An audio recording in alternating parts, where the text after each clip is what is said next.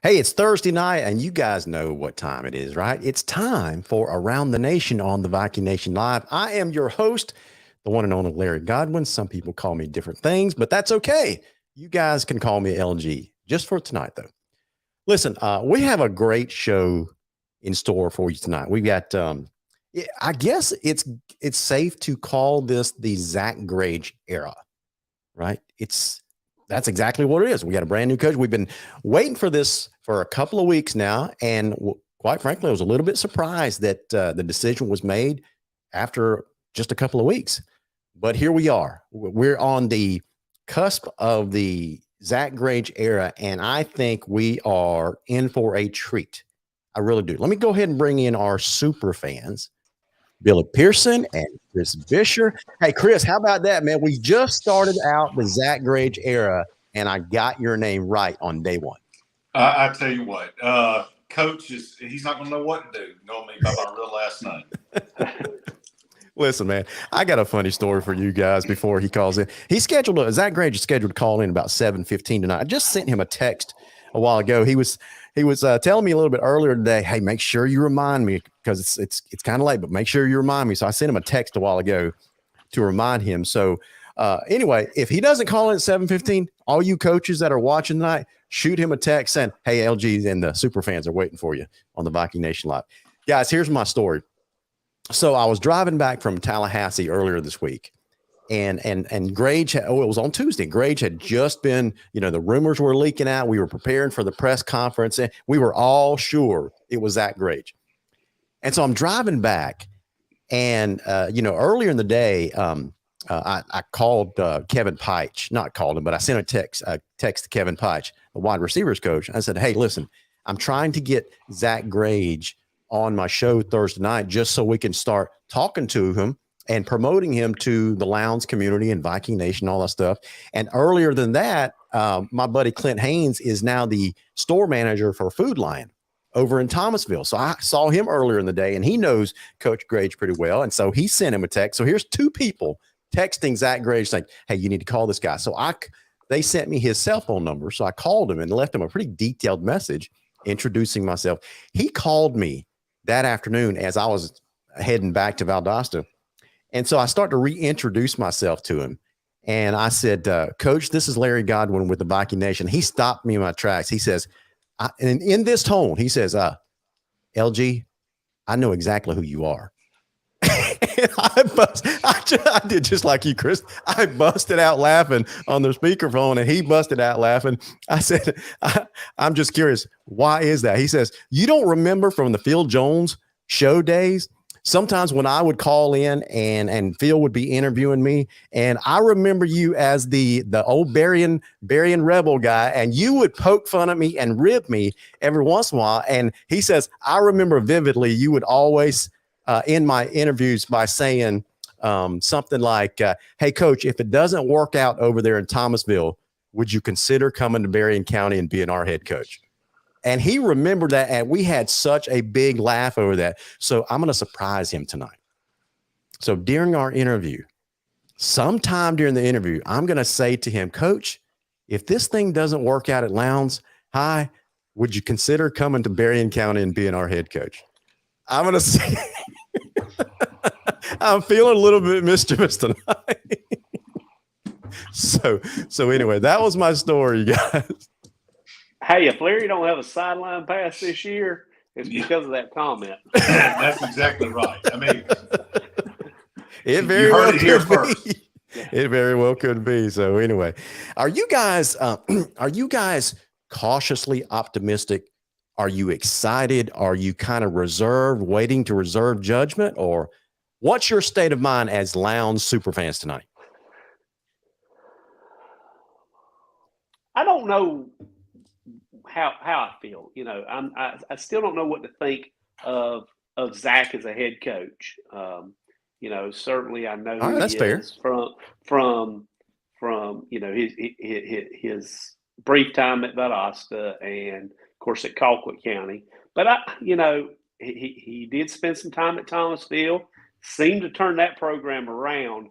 But I just don't I'm not knocking him. I just don't know what to expect of him as a head coach. Gotcha. Okay. What about you, Well, Chris?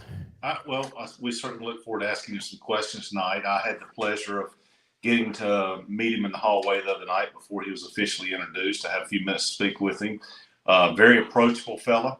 Yeah. Easy to have a conversation with. And yes, Larry, he brought up the Berrien County comments. I'm already on his mind. Even referred to you as LG, all of those things. But I've done a little bit of research on him. He's had quite some success going around, and in particular up on our old friend Rush Probst over in Colquitt County. Oh my and gosh! But wait a minute now. How about they set a new offensive scoring record when he was offensive coordinator at Colquitt County the year that they went undefeated? That's true. Listen, see, that's my knowledge of him. That's pretty much all my knowledge of him is as an OC under Rush Probst, particularly beating the snot out of us when we played them. So right. Hey, before I forget, guys, we need to go ahead and thank a couple of our sponsors. We're going to try to do it a little bit differently tonight. Normally, I do all the sponsors at the start of the show, and I'm going to try to start pacing, naming different segments after different sponsors, just to try to get them a little bit more exposure. This is just one way that we bring a little bit more value to our sponsors. So first of all, our sponsor, you guys know by now, our title sponsor for the year is Pepsi Bottling Company. I've had such a busy week. I'm going to break a cardinal rule here and just take a sip of this bad boy, because that's some strong stuff, and I needed that after this busy week. So anyway, if you don't recognize this drink by now, guys, this is the one on the screen, Mountain Dew Spark. It is fantastic, and it lives up to the name. It will give you a spark. Tastes like a carbonated lemonade with an injection of caffeine. So anyway, we want to thank Mountain Dew, Pepsi, Rockstar, Mountain Dew Energy, and all the flavors being produced by Pepsi Bottling Company. So thank you so much, Doyer Deloach, for your support. We also want to thank Tim Neesmith. Guys, I'm kind of saddened because I heard the news that Tim Neesmith and family are bolting and leaving South Georgia. I couldn't believe it, but his business is going to stay open. A Shade of Perfection is still here to serve your custom and shade blinds needs with your new construction or renovation. But, Tim and Kathy are moving to North Georgia to be closer to grandkids, and I don't blame them. Don't blame him at all, right? Yeah, he just retired from his other job of 30 years, I guess, and now he's moving away. So good luck to Tim. We wish him the best for sure. That's right. Listen, Luke Bush, before I get through my sponsors, he says, Chris and Billy are suited up with Vikings attire. What are you sporting, LG? Listen, Luke, I need the Touchdown Club to hook me up with some Viking apparel. I'm a poor man. Are you kidding me? So anyway, just kidding. So anyway, we want to thank Pepsi Bottling Company. We want to thank A Shade of Perfection, Tim Neesmith. And so we got some other sponsors to thank as the night goes on. And we'll just save those. Before Zach Grage hits the screen, guys, I also wanted to make sure that we give props to the 2022 Region 17A baseball champs, the Lowndes High Vikings. How about the job that Ryan Page is doing year after year? And they're currently 20-4 overall, 8-0 in the region. Next game is tomorrow night. They got a doubleheader in region play up in Tift County. First pitch is thrown at 4:30. So if you guys can make it up to Tift County, support your region champs, I'm sure they could use the support. So congratulations to Ryan Page and the Lowndes High Vikings for being region champs for the year. So good stuff happening all over the place. Have you guys seen the dirt that's being moved around for the Chris, I want to get this right. The multi-purpose use facility. What's it called officially? The multipurpose use facility, which is located where the old band field is. And yes, there is quite the amount of construction going on there. There sure is, man. I think the completion date is somewhere between November and January is what's being spoken. Hey, Chris. Hey, this is Zach Grage. Hey, I'm gonna play a joke and put him on hold. Hey, caller, welcome to Around the Nation on the Viking Nation Live. Hold on 1 second while I finish my thought. So, guys, I was telling you guys this story when I was, when Zach Grage was, when he was still over at Thomasville head coach, he would call into a local show that Phil Jones would do. And I would get on there every once in a while and I would ask him questions and poke fun at him. And I would always end his interview with something like, hey, coach, if that Thomasville gig doesn't work out, would you consider coming to Berrien County to become the head coach for the Rebels? Zach Grage, welcome to the line. How are you? I'm doing really well, LG. How are you? Good, man. Listen, I'm kind of disappointed that you didn't laugh out loud like we did the other day when we shared that story. I wasn't quite sure if I was getting picked up or not. I knew I heard you. I wasn't sure that I was live, so I apologize. No problem, man. Well, right when you were calling in, I was telling all the guys, like, all right, I'm just try to play a prank on Coach Grage, but it didn't quite work out. So anyway, Coach, welcome to the show, man. Thank you so much for calling in tonight. And listen, welcome to the Viking Nation, man. How excited are you? I think it's beyond words right now, to tell you the truth. We're still trying to take it all in. And like I said a few times, some folks that have asked that same question, it'd be really nice to sit back and kind of take a look around and really soak in everything that's going on the past few days and how amazing this opportunity is and just the different things that Lowndes has going in the right direction and the future plans. But being that it's April 14th, right? We don't have a whole lot of time for all that. So I know my dad even just called me and said, "Hey, how are you? How are you doing? This adrenaline rush is still on?" I said, "Absolutely," and I don't see it falling off at any point. But you don't get time to bask in any glory at this point. So, but it's been fun. It's been really, really good. Great people around to help things go smoothly. And unbelievable guys to work with every day. Well, I hear you, man. Listen, I got a couple questions for you. I got a couple of what we call super fans on the screen. I think you've met them already. Billy Pearson, huge Viking fan. Chris Bisher, you met him the other night, president of the Band Touchdown Club. I mean, not Touchdown Club, Band Booster Club. So they're going to be helping me ask you a couple of questions tonight. Listen, I'm going to ask you probably the easiest question you will ever get asked. You've probably been asked 1,000 times, man. Listen, you are an up and coming, quote unquote, hotshot coach. And I mean that in the best way possible. You probably. No, I didn't say that, so I'll take your word for it. Listen, you obviously you're a young coach. A lot of people recognize you as a very talented up and coming coach.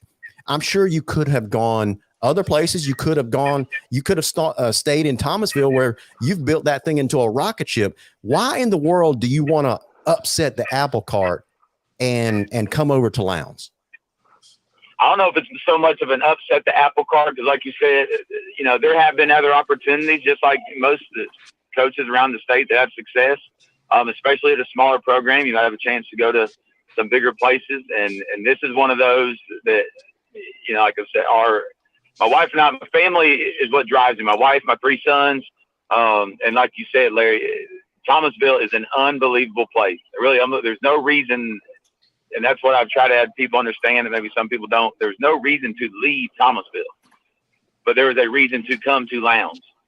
And when we were able to go back and really sit as a family, and when things got pretty hot and heavy over this off season, especially with folks calling and different opportunities becoming available, and it was no,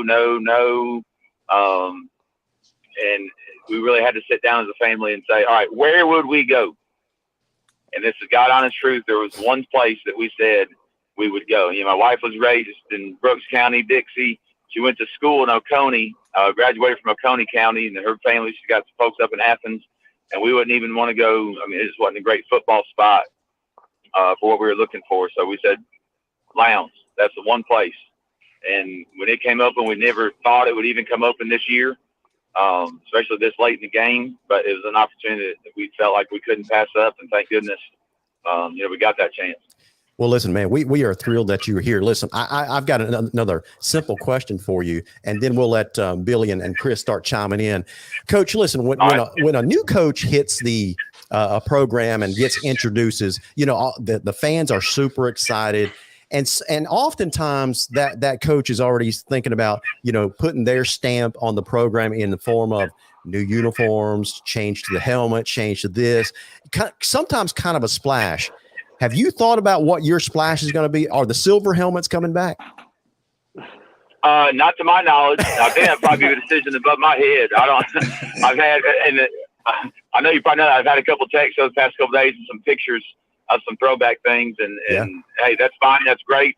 If we get to that point where we have time to talk about that, wonderful. Maybe if we had this job in January, we could have time to talk about what we're wearing and what we're doing. But I'll tell you, we got an equipment guy that runs our equipment room, Coach Al. He is unbelievable. And he's been asking me a bunch of questions. I said, hey, do you want it to go that way? Has it been working? Yes, sir. All right, well, let's ride with it. And I know all of our helmets this season, it definitely won't happen because all of our helmets have already come back from reconditioning with the Crimson. And that's something maybe we have the opportunity to cross that bridge. And it may have to be a new field house thing, too, because I think we're pretty tight in the current field house, and I don't know where we would put a whole nother set of 150 helmets. So at this point, I don't see it happening in the immediate future. I got you. Hey, Billy, what you got? Hey, I like his answer because personally I don't like the silver helmets. But no, Coach, seriously, I got a couple of four or five questions that just kind of really kind of just sums up what answers I want coming from a coach. And number one is, who's your college team? That's the most important. Oh, Georgia. Oh, go Dogs. Go Dogs. Go Dogs. Okay. So we can continue with the rest of the question, and we're going to have to fire him if he answers that one wrong. But, no, seriously, basically, what's your offensive and defensive scheme? What's your trademark scheme that you like to run? Are you a spread guy, a wing tee guy? What's your offense? All right, offensively, we're going to base out 11 personnel. So our most important person in our offense is going to be our tight end. Throughout my career, we've been blessed with guys that have been able to do multiple things at that position, whether it's line up with their hand on the ground, whether it's line up in the backfield, or line up out wide and catch balls. And I think outside of that, we're going to do our best. I was kind of trademarked a little bit in Thomasville is talking about, let your ballers be ballers. You got to get the ball to your best players and get out of the way. I think we keep things extremely simple. We try and play fast, but we also are, we're be quick, but don't hurry. We've got certain calls that'll make us snap the ball right when the referee puts it down, especially when we're rolling.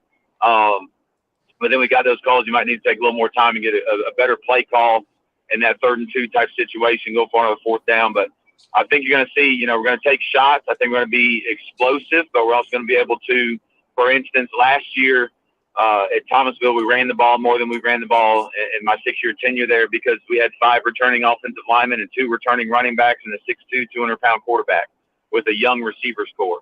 So we went into that offseason and said, listen, this is what our kids do best. We're not going to mess them up. We're going to let them do that. And then as our receivers and quarterback grew together as the season went on, Shannon actually set the single-season touchdown record with 24 touchdown passes, and he only had 12 at the end of the regular season. He threw 12 more in the playoffs. So that's kind of shows the progression. But we will base out of a tight end. We will be very simplistic in our plays, but we'll be very dynamic, I hope, in our formations and shifts and motions and just trying to put the defense in a compromised situation. Okay. Defensive side of the ball. Defense, get the ball back to the offense. How about that, Billy? No, we're gonna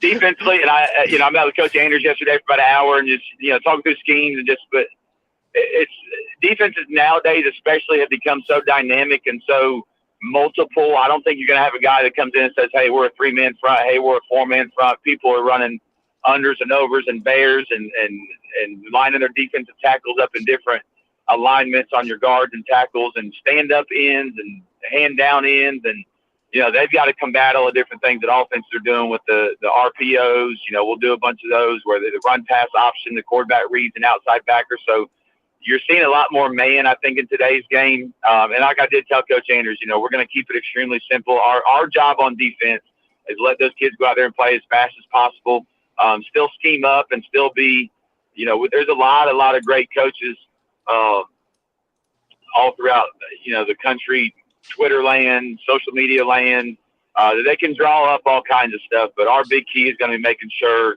that our players understand it and they don't have to think, and they're able to, one, I told Ashley, be fundamentally sound. We'll be the most fundamentally sound. That's our goal, be the most fundamentally sound team in the state, with blocking, tackling, the best blocking, tackling, fundamentally sound, ball security type team is usually going to win in high school ball.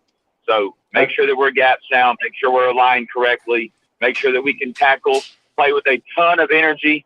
We will preach takeaways, not turnovers. We take the ball away. We don't let the offense turn it over. And really it's just the energy and flying around and striking folks like South Georgia teams do, especially here at Lowndes. Okay, Coach. One final one, and I'll hand you over to Chris. How involved are you in, like, day-to-day offense and defense? In other words, do you let your OCs and DCs, do you let them run their system, or is it pretty much your system and they just kind of facilitate or implement your plan? I'm going to be much more involved on the offensive side of the ball, and here's probably the easiest question or easiest answer to that is you give the umbrella, you give the schedule, you give the pillars of the program and how things are going to be done. For instance, we were doing some things out on the field this morning, and all with the rules and everything. You're just kind of installing schemes and whatever, but it's kind of hokey because you can't have a ball and you can't really be doing football drills, but.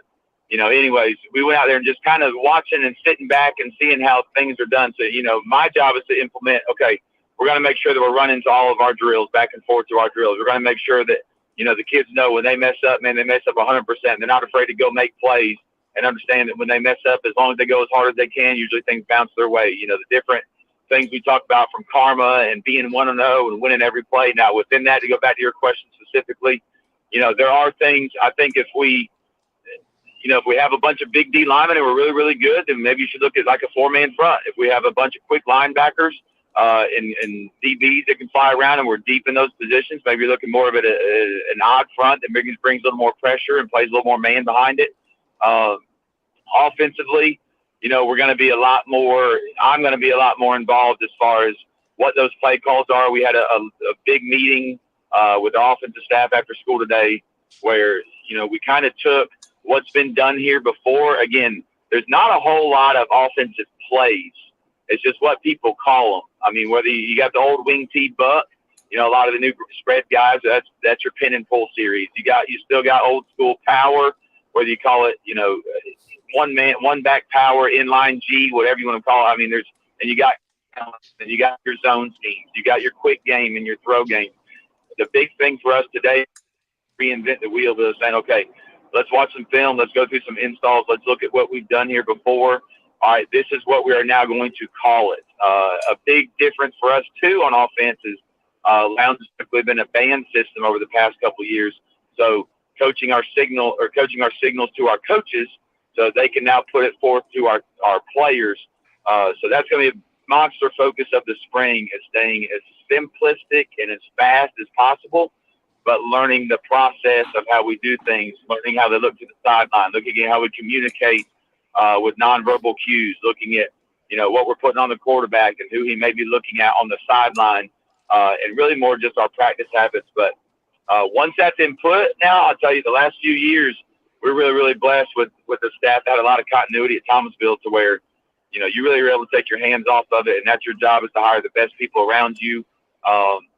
I had a guy on staff, Daryl Jones, that I think put it really, really well. He said, Coach, it's your job to buy the house. It's our job to keep it clean.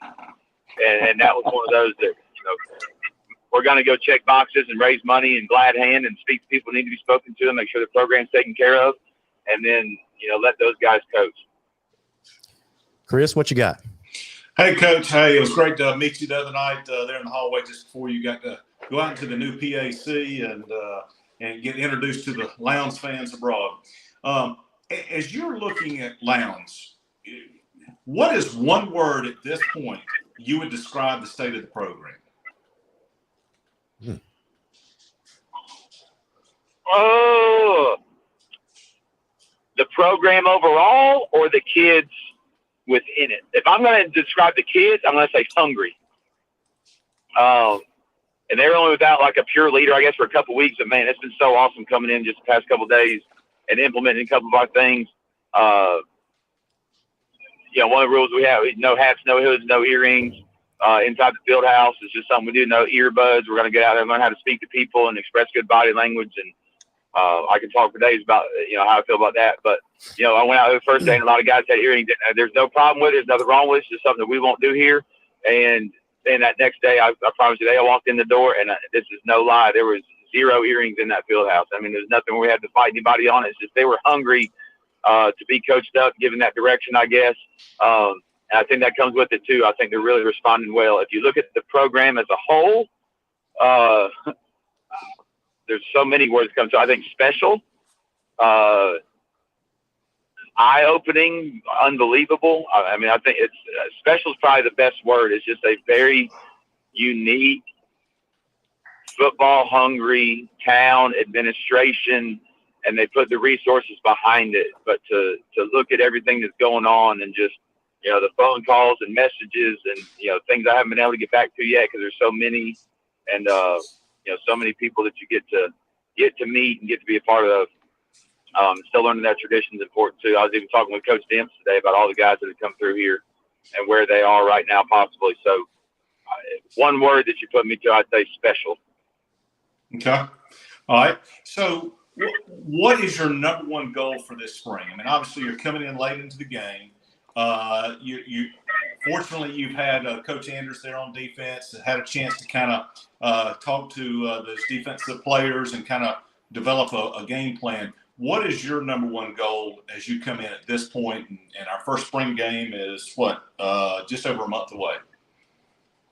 Right. Yeah. I mean, that's a great question. And then just to keep it to one, if I had one particular goal, is going to be to implement the program as fast as possible.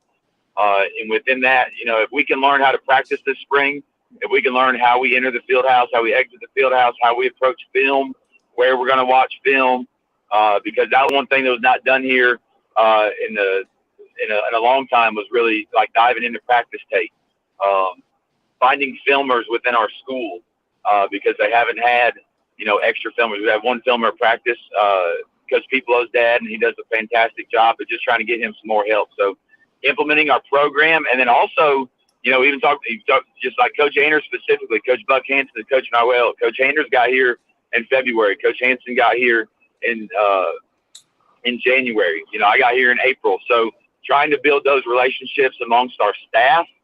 And then I will tell you this, if I learn every kid's name by our spring game, I'll be very happy with myself. So, just diving into those guys. I went out and I picked up one of our players this morning that, just because, I just wanted to get one of our guys in the car and have a 20-minute ride to practice and just get to dive into those guys. So I don't have 148 days to spend time with each kid.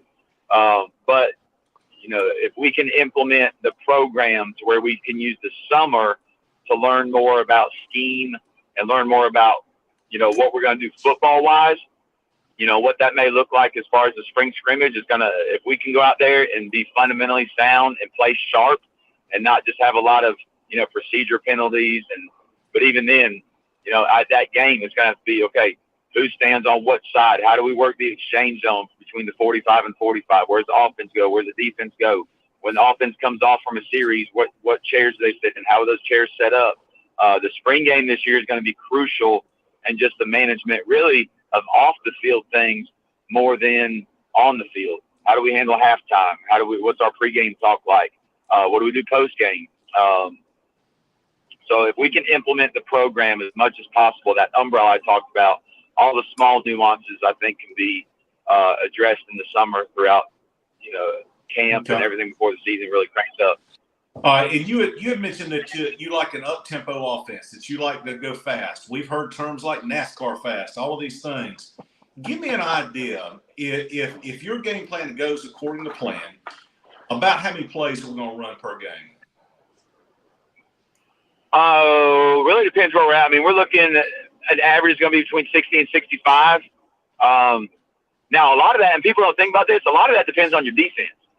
When you've got a great defense, then you're not going to snap that ball quite as many times necessarily because, they may be getting a 3 and out. If you've got a defense that may be giving up quick points, then you're going to have more opportunities to snap the ball because you're going to be on the field more. They're going to be doing a lot of kick return, and you're going to be on the field, snapping the ball.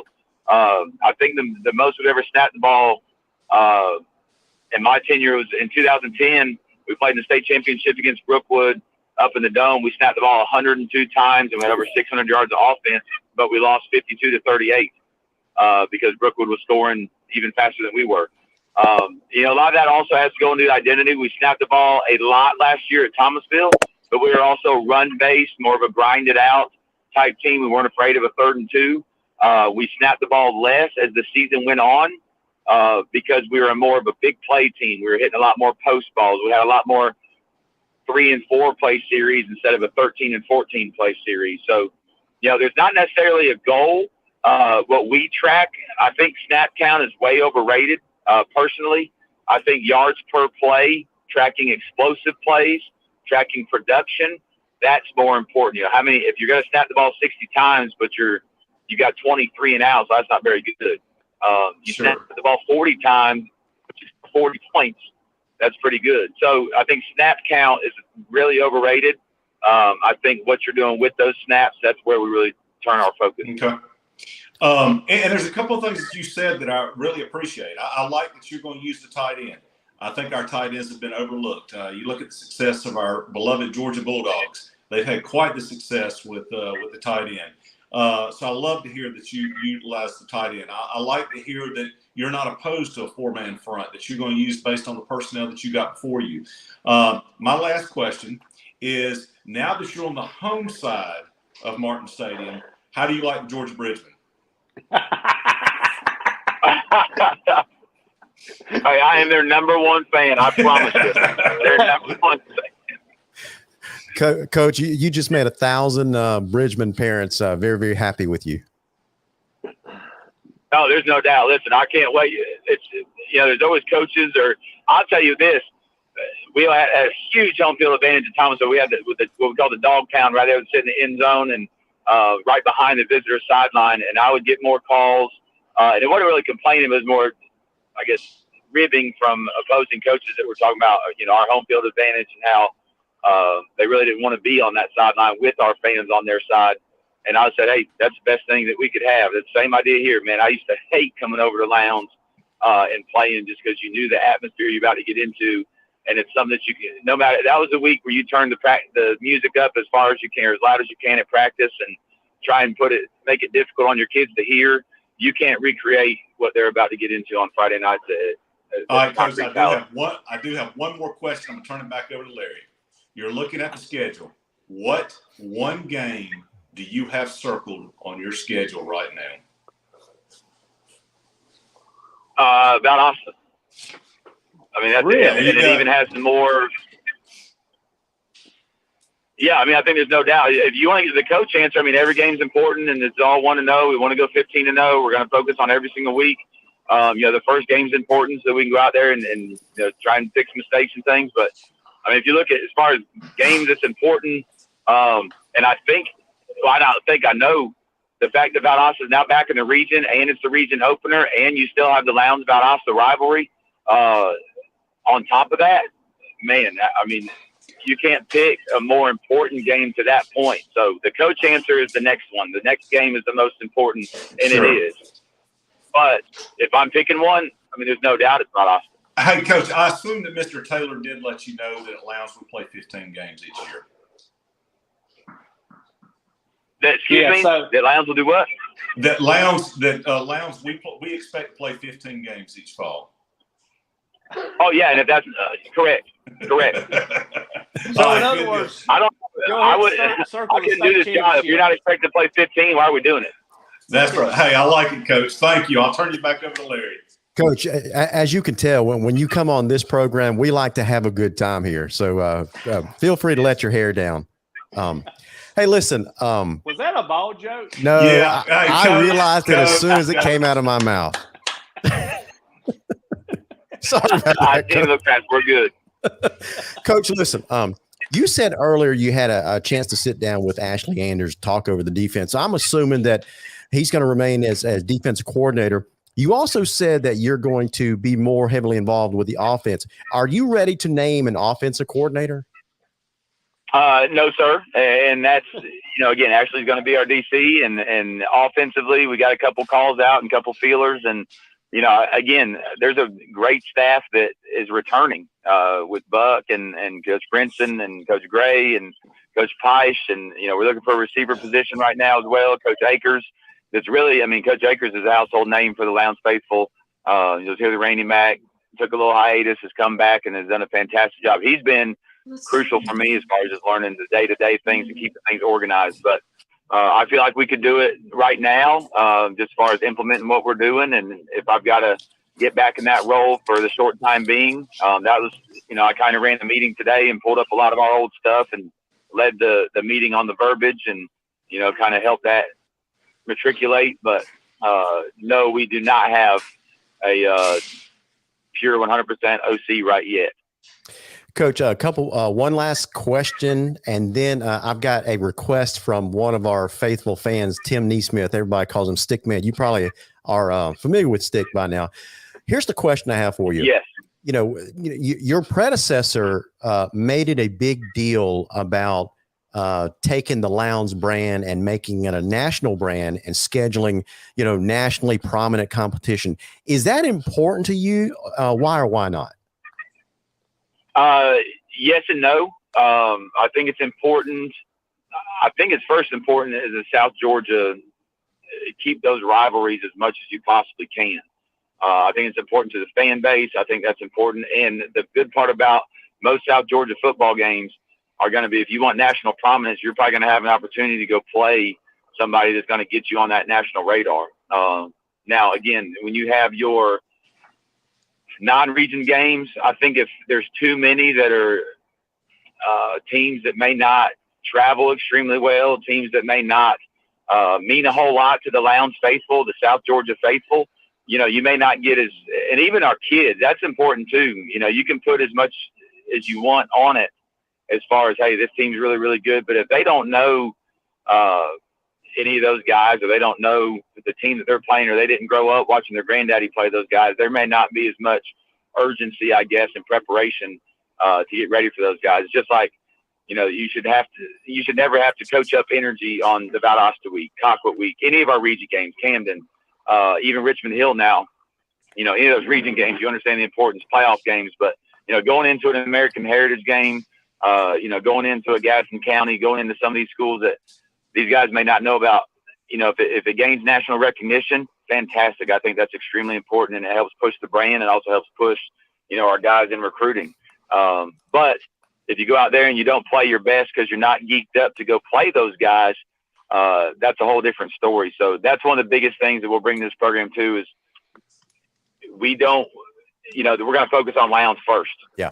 We're going to have firm belief that if we go play Lowndes football and we play fundamentally sound and we go out and we put our best foot forward and somebody whips us, hey, you're just better. But if we go and we try and change things because of who we're playing and we're a week-to-week, fly-by-the-seat-of-your-pants type of team, you're not really having the time to get great at anything.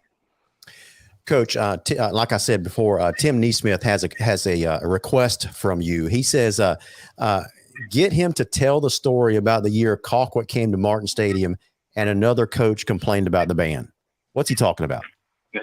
All right. So, you talk about the Bridgman and then, so we're going to, it's 2010. Like I said, we couldn't hear anything. We had an offensive coach, and I'll try and go nameless on all this whole story, but I might slip. We had an offensive coach that was complaining to our boss man about, the band was playing while our team had the football. And at the time we were getting whipped. We went out that game, the first play of the game, we threw a little screen to a young man named Tevin King, and he dropped it, and they picked it up and ran it back to the one. I mean, we were down before you could even blink an eye. And the second half, we start coming back, and we're rolling. We're actually going down at the end of the game to win, and Josh Harvey Clemens had a pick six on a crossing route, and it really sealed the deal. But right there about the third quarter, we couldn't hear ourselves think at all. It was so loud, and they were playing. We had the ball, completely illegal, and the coach kind of took it upon himself to go to the officials and let them know that they couldn't be playing when we had the ball. So they stopped the game. You know, White Hat walks down to the band, and the crowd more than made up for, like, the band stopped playing and the crowd was louder than anything I've ever heard in my life. And that coach got reminded by Coach Probst that he was not very smart and he should have listened to what he said. And now what are we going to do? Because we can't call any plays. So we've experienced that firsthand. And if somebody does want to shut that band down, great, because you're going to get about 12,000 more on their feet. So that's exactly right. That's exactly right. We've experienced that firsthand. Hey, Coach, last thing before we let you go is, I've got your photo of your family on the screen. Beautiful family. Why don't you take a second to introduce us to your family? All right. My wife, 13 years, Mandy, South Georgia girl, grew up in Dixie. Like I said, she was a great swimmer. So she moved to Athens to train with her coaches and graduated from Oconee County, graduated from the University of Georgia, which she's the one, her and her family have made me the dog fans with me growing up in the Midwest.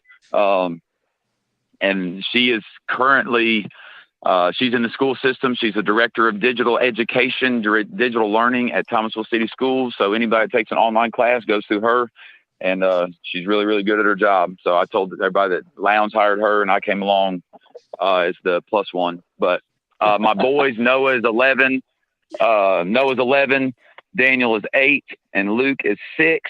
The most dynamic, unbelievable. My wife does an unbelievable job as being a single mama for, half the year, getting them where they need to be. I actually just pulled up to my 8-year-old's baseball game, so I'm about to walk out there and watch him play. But she is running all over the place, getting them right. Noah is big point of pride. He's the school president, just got voted school president at Jurger Elementary there in Thomasville. So he's kind of a Renaissance man. He's not the football player, basketball, baseball. He's really good at golf. He loves to swim. Plays the cello, and he's that guy. Does an unbelievable job of what he does. Super smart. And then Daniel and Luke. And I don't know if anybody listening is at the press conference the other night. If you saw my younger two, they are the ones that'll keep you on your toes. The pistols of the family. They fight all the time. They play all the big sports. They're gonna be at practice, jumping on pads and trying to kill each other. So awesome family. And I'm very, proud to have them with me. Well, Coach, listen, I know you got to skip out to attend to some family matters. We appreciate you calling in. Let's schedule this again. We are thrilled to have you here. On behalf of the Viking Nation, Chris, Billy, we are thrilled that you called in tonight. Welcome to the Lowndes community. Welcome to the Crimson and White, man. And best of luck to you in your tenure at Lowndes High. Thank you, LG. And if I can take a second, I'm sure most of the listeners may know, and we had a big loss in the Lowndes community a couple nights ago. Mr. Dave Clark. I just want to give a shout out to him and his family and all our thoughts and prayers. And even in the past couple of days, it's just me being here, just seeing his influence felt. Board member, original member of the Plowboys. And just the epitome of that one Lowndes, always present at every game, the pride and the tradition and keeping up with old alumni. I know that was a big loss, and although I didn't get to know him personally, I've already seen his influence felt. And so our thoughts and prayers and from the Viking family go out to his folks. And I just want to make sure that we mentioned him before we got out. Yes, sir. Thank you so much for that reminder. Yes, sir. Have a good night, Coach. Thank you, Coach. All right, you too. Bye-bye. All right, thank you. Man, was that phenomenal? The energy that guy brings is fantastic. Are we sure we didn't hire Tony Romo? when he started going off and describing plays and everything else, I was like, wow. Billy, when he first said tight end, I was looking at Billy. I thought he was going to have a heart attack. We're so excited. He must know you know, I'm a defensive guy. That's my thing. But if you're going to play football and you want an offense, the tight end is the most underused player in all of football. And Georgia proved this year that it can be effective. And I mean, my buddy Michael Broadwater says he's wasting a guy that, you know, barely even blocks because he can catch the ball. And he's hard to tackle. Usually a tight end is a big physical guy anyway. So I'm just thrilled that he understands football. So it sounds like his base formation, he used the term 11 personnel. I don't know if our audience knows what that is, but that refers to basically one running back, one tight end. That's what the 11 personnel is. And so you throw in a quarterback, so that's 3. You got 5 offense linemen, that's 8. So it sounds like he has a base system of 3 wideouts with a tight end and a running back. That's exciting. Yep. So cool stuff on the way, I think. I mean, he answered some questions pretty good. I mean, he talked about what he did at you know, he's a throwing coach. I mean, that's basically what I got from him. But he uses the talent that he has. Right. In other words, he was run strong last year at Thomasville, so he used what he had. You know, he changed his scheme to fit the players he has, and that's what you have to do. Instead of bringing in what you have in high school, you gotta play with what you got. And he answers the questions pretty good. You know, sounds like he's not going to be real involved with the defense. You know, he's going to let Ashley handle it, and I kind of like that answer. Yeah. But man, he did have me when he said tight ends. You know, something that I did not get a chance to ask him, just because we had so many questions lined up, and I saw some questions being thrown up there by our viewers. And guys, we're going to have him back on the show, but you know, it's kind of late at night. He's got some family matters to get to. This is like he's second, third day on the job, something like that. Second day on the job, full day. And so he's very busy. He's been on Phil Jones, now us. He's had to be introduced at school. So yeah, he's a busy guy right now. Yeah, and so, you know, when he was on Phil's show the other day, I heard him talk about, I think he was on Phil's show. I heard him talk about he really puts a big emphasis on special teams, where he gets heavily involved with the special teams, because he said, and I loved his rationale. He says sometimes special teams gets neglected by players, because when they get assigned to special teams, they feel down in the dumps because they're not a regular starter on offense or defense. They just run through the motions. But when the head coach is involved, they take it a little bit more seriously. And so he recognizes how important special teams is, and that's why he wants to be involved on that side of the ball as well. I love that. I really love that. And you know what? One thing we haven't talked about, he scored his first touchdown as Lowndes' head coach tonight. Explain that to us. What was the number 1 game he had circled on the calendar? Valdosta. I saw you almost jump for joy. Billy had this puzzled look on his face, but you were jumping for joy. Billy thought he was going to say Colquitt County, didn't you? No. You know, the right answer would have been the state championship. That's all I'm saying. Well, I think as Chris's question was, what's the most important game on the schedule? It is.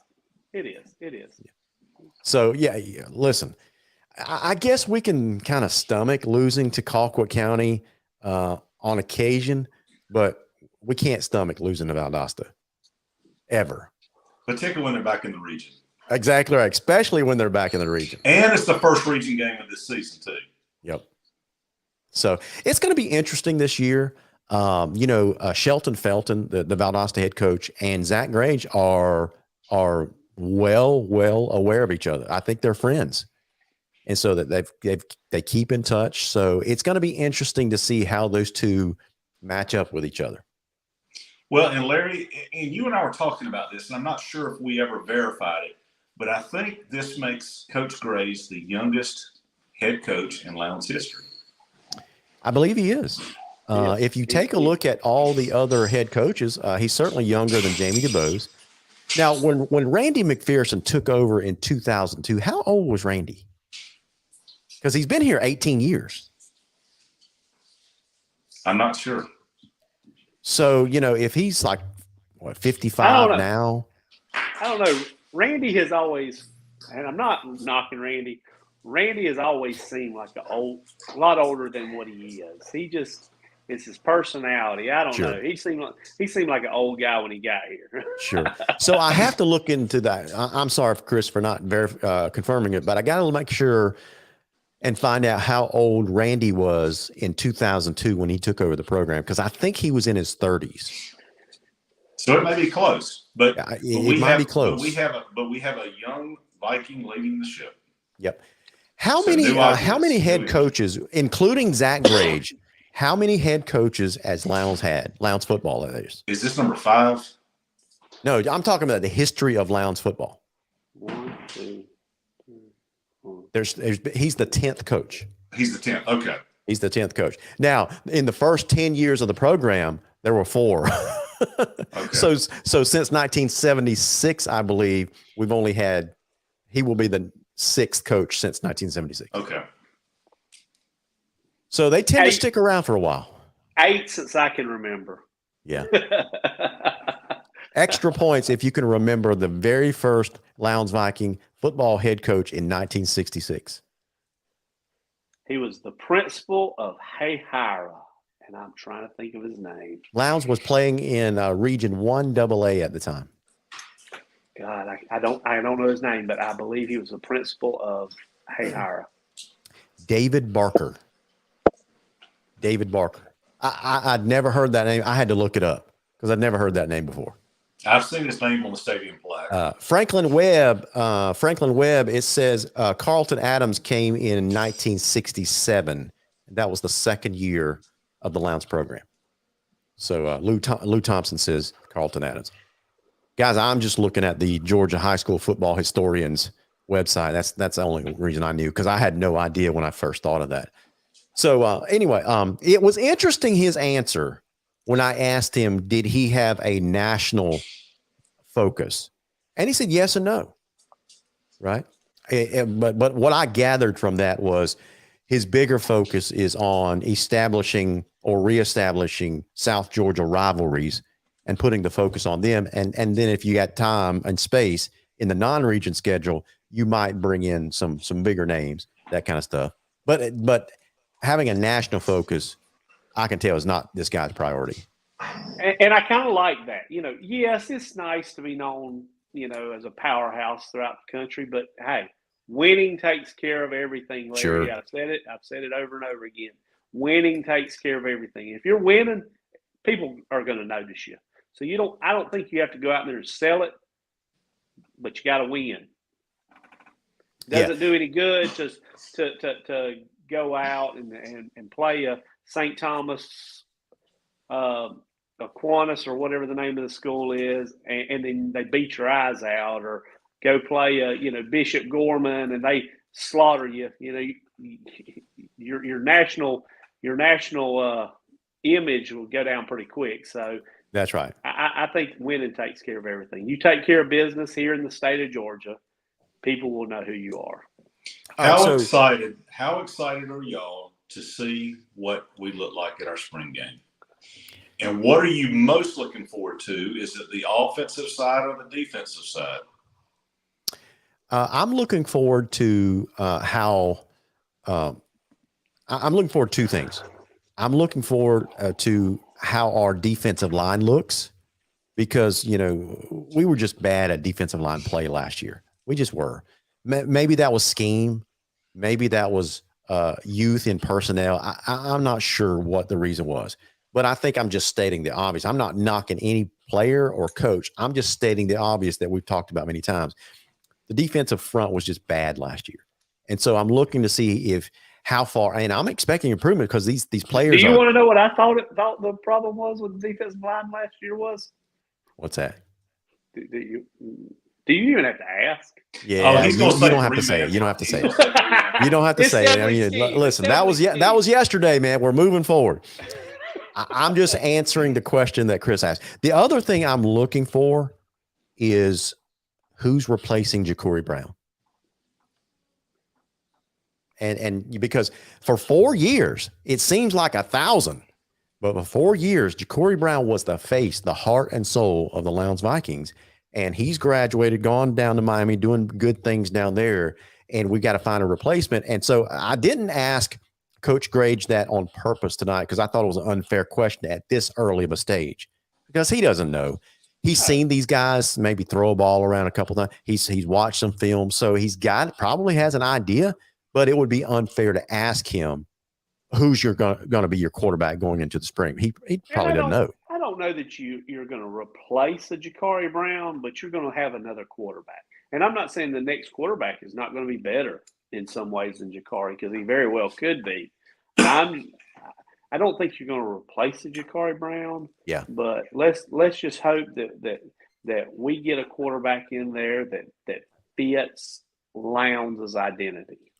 Candace Marie says Marvis Parrish. Candace, you might be right. Marvis is a good-looking athlete. He really is. He checks all the boxes. Now, it's going to be obviously an open quarterback competition, so I'm interested to see if Marvis pulls away. If it's a horse race, how far he pulls away, or if it's a close race.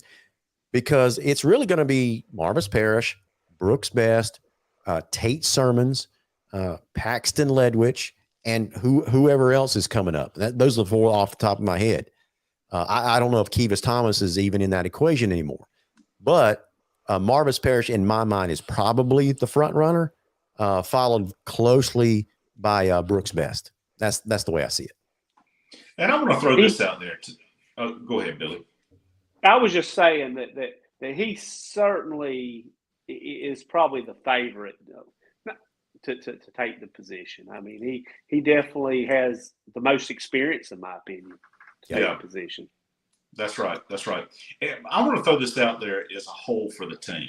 Okay. While we were all in angst at the timing of Coach Dubose moving on and everything, we now, because of how quickly the hire was taking place, and he's now in position, that the energy that he's going to bring, the players are going to feed off of this.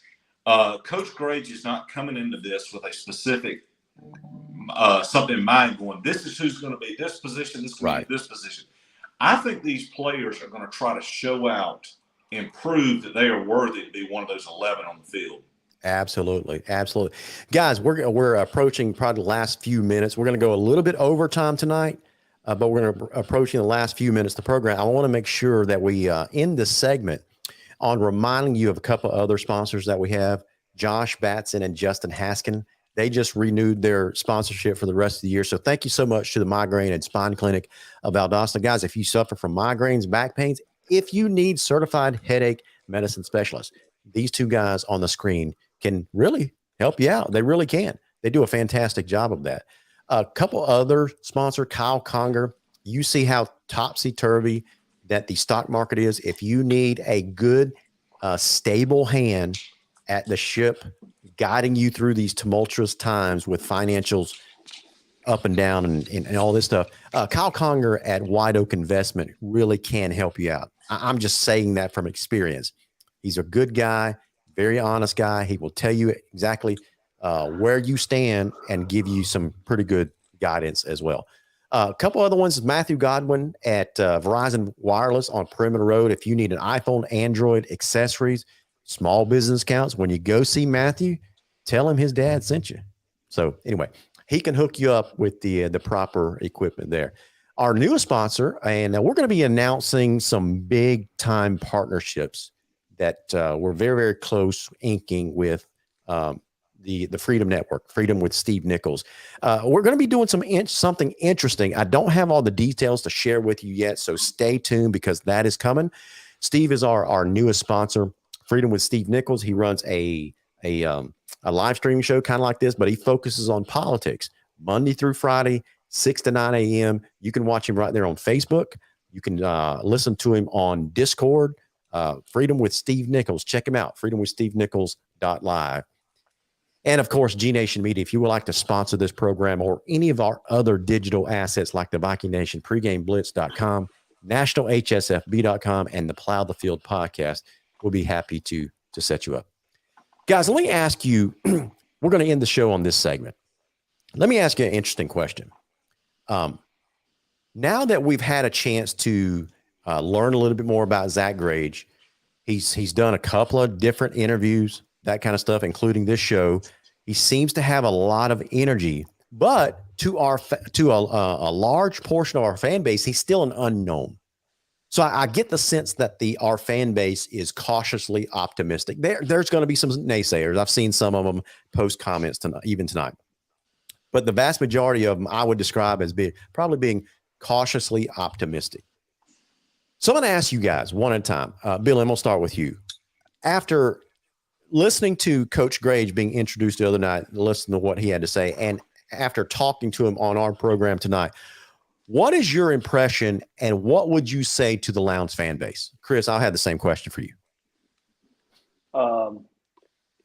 He definitely answered the questions right. I mean, there's no doubt that he's going to be filled with energy. He seems to know what he's talking about. Definitely got my vote when he said tight end. Guys, he's a dog fan, so there's nothing wrong with the man. He had you at tight end. He had me at tight end. All right, Chris, what you got? Well, I think we all have to separate coach speak from reality. Yeah. That's part of their job is to talk in platitudes and those sorts of things. I just want to step back for just one moment and those few minutes that I had to speak with him in the hallway the other night. He is a very approachable individual. He is very conversational, and I'm excited about the level of energy that he's bringing. He checked a lot of boxes, good boxes tonight. Yeah. So I just think at this point, we need to see what happens with the spring game. We have to have patience. Yep. The good thing is, remember, defense wins championships a lot of times. Coach Anders has already been in the fold since February. Right. He has been able to start working on some game plans and those sorts of things. So as our offense is getting up to speed, our defense is going to control things. I like that he was going back to defense. He talked about playing smash mouth football. Right. He was talking about getting after the ball, getting takeaways, getting after the quarterback. Our defense lost its identity the last couple of years. And so there's a lot of things that I'm kind of excited about. Let's have a little patience. Let's see what happens. Yeah. So here's how I would address our fan base. Guys, y'all listen for the next couple minutes because I think this is important. You've heard me say on this show many times, my 4 pillars, my theory anyway, 4 pillars of success that leads to long-term sustainable winning at the highest level. Y'all can probably recall those by now. One is administration support. You heard Coach Grage talk about that several times tonight, about the level of support that he sees from the administration in terms of resources. That's one of the things that I think makes Lowndes special is because there's no lack of resources, right? The second pillar is coaching. I think we've got a really, really good coach on our hands. We've got a really, really good staff, and it's being filled out with some other coaches like Ashley Anders and Buck Hansen and possibly some others that might join. So we've got some really, really good coaches as well. Third pillar is good athletes that are coachable, and we certainly have that. Now, the fourth and final pillar is the one that I want to focus on for the next minute or so, and that's community support. A program that's missing community support will not succeed, ever. You might have a cycle of athletes come through there and propel it up to the highest levels, but that's going to be short-lived because those athletes eventually cycle out.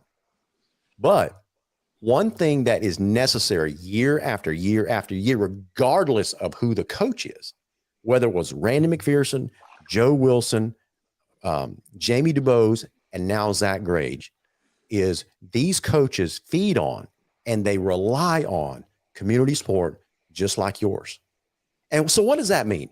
It means, guys, he's brand new. He's 2 days on the job. I know some of you are naysayers because he's not the big splash hire that many of us were expecting with 2 to 3 state championships under their belt, right? The decision's already been made. It's time to get on the Viking ship and all row in the same direction, right? And so that's where you come in. Don't pull back on your support. And most of you will not. I have confidence that most of you are solidly behind the new coach in Zach Grage. Now, the rest of you that are sitting on the fence that are ready to jump ship, or you're kind of standing on the shore, not sure if you want to board the ship, jump on board, because it's all hands on deck. Our touchdown club, I went and met to the touchdown club meeting this past week. Guys, we need resources. We spent a lot. This program is a big program and it spends a lot. It really does. And that's cool. That's the way it should be. But now it's time to replenish those coffers. And now that we've got the excitement of a brand new head coach, it's time, I'm going to say it, it's time to open the checkbook back up and replenish the coffers of the touchdown club. We're going to need all the help that we can get this year. We need you to buy season tickets, to join the touchdown club, to volunteer, to get solidly behind Coach Zach Grage, because our players feel the energy from the crowd. You heard what he said, right? One of the most daunting experiences that he experienced personally as a coach was standing on the sideline. And when the Bridgemore were basically told to shut up by the white hat referee, what happened? The crowd came to life. Now it's time on day 2 of the Zach Grage era for our fans to come to life like never before. So let's get behind this program. Let's make this the best program and the best fan base in the state of Georgia, bar none. I don't care who says it's Beaufort or Colquitt County or Warner Robins. I'm talking about our fan base. That's something that we can control. We can't control the X's and O's and what the coaches and players do, but we can control our actions and becoming the very best fan base in the state. Let's make every other program in the state envy Lowndes High School. And that's the LG Minute. So that's all I got for tonight, guys. So I hope you guys jump on board. Listen, it's been a very spirited discussion tonight. Thank you so much to Coach Zach Grage, for Billy Pearson, for Chris Bisher. I'm Larry Godwin. You guys have been watching Around the Nation on the Viking Nation Live. Go Vikings. Go Vikings. Go Vikings. Happy Easter. Friday's tomorrow, but Sunday's coming. Absolutely. Hey, with that, we're out.